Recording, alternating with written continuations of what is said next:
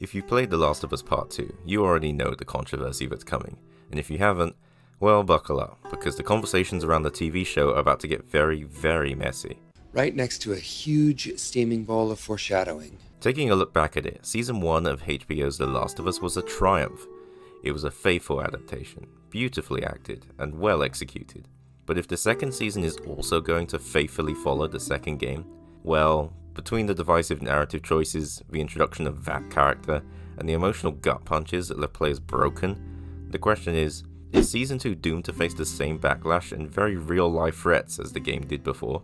Or will you understand what I finally do about this franchise that just might help you prepare for the emotional damage to come?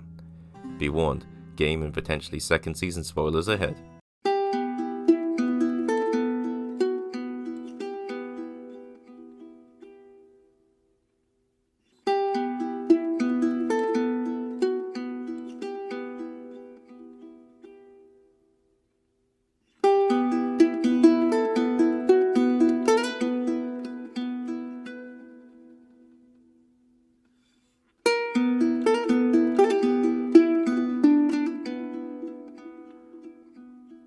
I swear. As the story evolved and took different shapes and different forms, the thing that was always there was Joel and Ellie. To set the stage, The Last of Us is a story-driven video game series by Naughty Dog. The first game follows Joel, a hardened survivor, and Ellie, a teenage girl whose immunity might be humanity's last hope against a deadly fungal cordyceps outbreak. Their brutal yet deeply personal odyssey through a post-apocalyptic world goes beyond straightforward survival. It's a narrative about love, loss, and the moral cost that can come with protecting those we care about. Now, I know that's not what you want to hear right now. Swear to me. Swear to me that everything that you said about the Fireflies is true. The game's bittersweet ending was founded on a tense and emotionally powerful lie, one that carried immense consequences into Part 2. And here's where things got messy. To combine both the opinions of the divisive fanbase, The Last of Us Part 2 is probably the most hated masterpiece of all time. The biggest issue?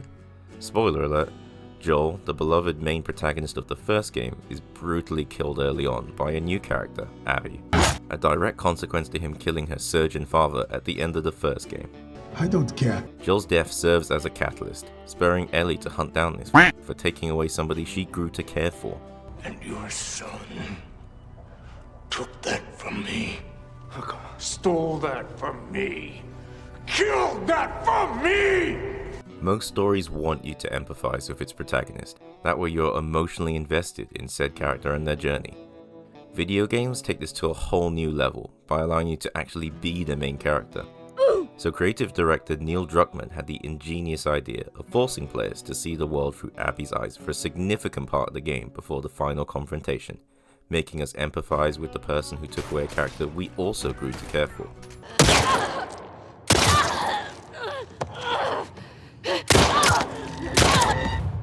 But now, yeah, I'm thinking I'm back. Needless to say, fans weren't happy, and the outrage got to the point where YouTube channels like Video Game Donkey, Cosmonaut Variety Hour, and Girlfriend Reviews got major backlash and troubled individuals coming after them for having an opposing take on the game. I can't believe that it even got to the point where... Actually, no. It's better you hear it from them. I'm bombarded with hundreds of negative comments, death threats, anti-Semitic comments. It's putting me in a deep depression. Every time I went online, it was just, that's all I saw was death threats and threats of violence. And the worst of it, the really like hardcore death threats got passed along, and they, made sure that they weren't anyone that like lived close by. Yeah, they were like threatening my son, who was born during all of it. And yeah, it was rough. It was rough. Sorry. That's it. All right, time out. That's it, time out. Guys, let's all calm down, yeah? We're all worked up. Let's all just, chill the F out and talk for a second. At this point, I'm sure you've picked up that I also dislike the game, like many fans. Not to that absolutely unacceptable level, but to a certain extent, I get where they were coming from. And I'll tell you why.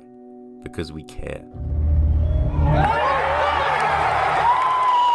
The first game was outstanding in every way because they nailed the fundamentals. It was a simple narrative transformed by masterful storytelling. Its success extended by all the characters whose deeply human journeys felt raw and real, especially when embodied by equally talented and passionate actors, and emphasized of course by Gustavo's beautifully resonating musical score. The number of confirmed deaths has passed 200. The governor has called a state of emergency. There are hundreds and hundreds of bodies lining the streets.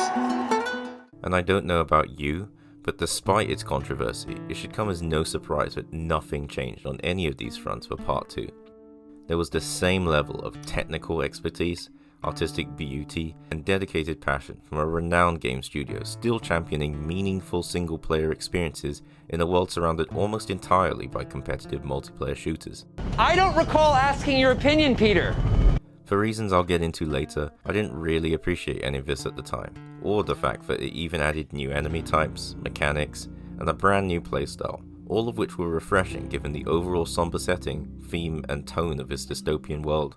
Jonathan, just walk away. Yeah, Jonathan.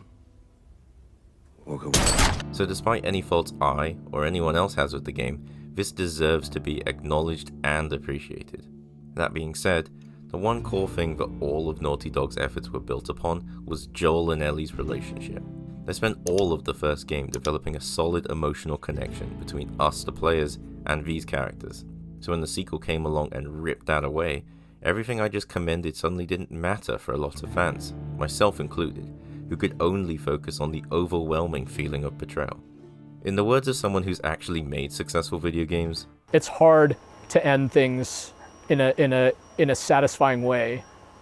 I think of so many TV shows and whatever where people are like, they love them all the way through and then the ending stinks for whatever reason and it like ruins everyone's entire memory of the show. It's like you were invested in this show for years and years and now you're telling me you think it's garbage just because you didn't like the ending, but that's how it works.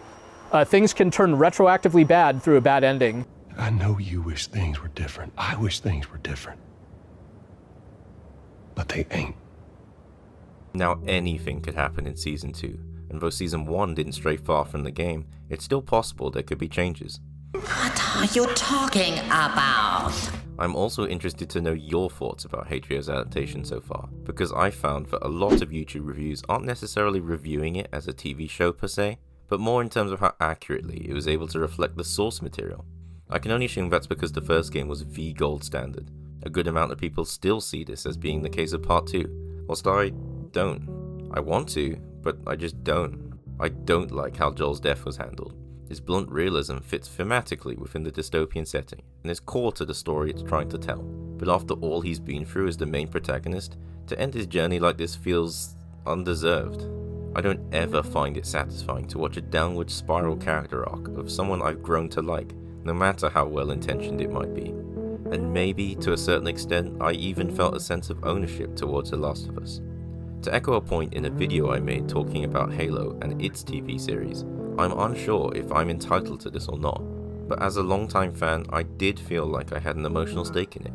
However, as subjective as this all is, I guess what I'm trying to say is that there were so many other avenues I wish they could have followed to tell just as meaningful a story. But you know what? Why? You were droning on. 5 years on, and I still actually don't understand what I'm feeling. And that means I can't truly appreciate the game. Again, to hammer home some oversimplified game spoilers, Joel is dead. And despite how you or I might feel, Abby's actions are justified in the law of an eye for an eye, even though we know Joel's intentions were good. Ellie pursues her in a grief-stricken rage, laying waste to any and everyone in the way. And then suddenly we, the player, are forced to become Abby. Throughout the game, both characters have flashbacks to better times, and the parallels drawn between the two couldn't be more obvious. Well, like some of you, I was one of those who couldn't, or should I say wouldn't see it. Whenever I played or thought of the game, I'd remember Joel as a steadfast protector, a reliable protagonist that radiated an assurance that everything's gonna be fine. That association I made of him is now gone. We played as Joel for a long time, and as I mentioned before, that's the equivalent of embodying the character. So if he's dead, a part of us is dead too. and I was left asking the question a lot of fans now had to face. What is The Last of Us without Joel? But the thing that has been proven to me is because of the way that I feel, because it's so hard, it is absolutely the most honest, perfect version of this story. There's no other version of this story. There just isn't. Ultimately, art is subjective and down to interpretation, so take mine with a pinch of salt. Though in the case of The Last of Us Part 2, Naughty Dog's intentions are presented fairly clearly as a difficult pill to swallow, one that encapsulates loss and grief, the never-ending cycle of violence, and the choice of forgiveness and empathy. I found, and still find it hard, to empathise with any of the main characters, even Ellie, and let alone the person who cut Joel's life short, but I eventually discovered where my dislike of Part 2 stemmed from. The one thing I only realise now, having recently relived the experience of Part 2 once more, is that I didn't fully process Joel's death. Feelings I will undoubtedly go through again when Season 2 and potentially 3 of HBO's TV series appear on our screens. This is a fictional universe, and yet the raw and real emotional weight of The Last of Us Part 2 is evocative, well thought out, and impactful enough to make me understand that Part 2 is a good game in its own right. Like Ellie and Abby, I was too blinded by grief to see it, and to quote girlfriend reviews, I may have beat the game with my controller, but I lost the game that Naughty Dog was playing with my soul. And they're right. I didn't have the resources or knowledge to craft the metaphorical health kit to heal my emotional wounds. But in a poetic rap-style battle response to their review, I say that much like this game, in life there is no winning, only progressing forward to the next level. When bad stuff happens to you, it happens to you. It has nothing to do with what your value as a human being. It has nothing to do with anything. It's just shit. There's no excuse. There's no reason. There's no positivity. It is just shit, and it happened to you. You don't deserve it. Someone else is an asshole. You can sometimes get overly focused on them to try to make it right? So you're like, oh, they hurt me and I'm going to hurt them. And then what happens is you keep that hurt alive every time you chase that person, because that's your fuel, baby. And so even if you end up with vengeance, you pay the price. And while I don't forgive Neil Druckmann and Naughty Dog for how they handled what they did to Joel, I am able to finally accept and understand what they were going for. It was an ambitious and risky narrative choice that they took. And though I don't agree with or like the direction they've taken the franchise in, I respect it and the story they were trying to tell. It's time to move on. Joel is no longer a part of this story and our lives, especially seeing as Part 3 and even the continuation of the franchise in general now seems to be out of the question. And with Season 2 coming around the corner, I'm interested and even cautiously optimistic to see how HBO handles this emotional rollercoaster. If it's all the same to you, I'll stick with God of War as the best video game narrative of all time, but you can feel free to debate that with me in the comments.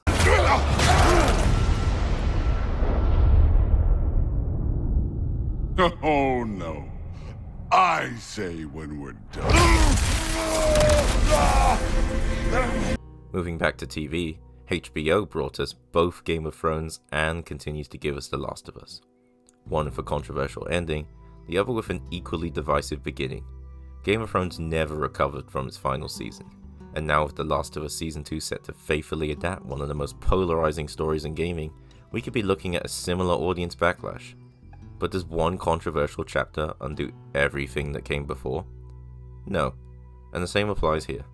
So as The Last of Us Season 2 starts airing new episodes, I ask you, will you keep an open mind? Do you think it's doomed from the start? And more importantly, are you ready to experience The Last of Us Part 2 all over again? I'm not trying to. I was supposed to die in that hospital. My life would have fucking mattered. But you took that from me.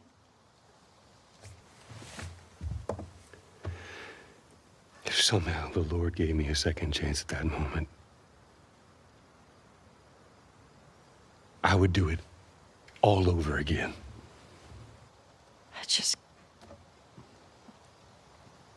I don't think I can ever forgive you for that.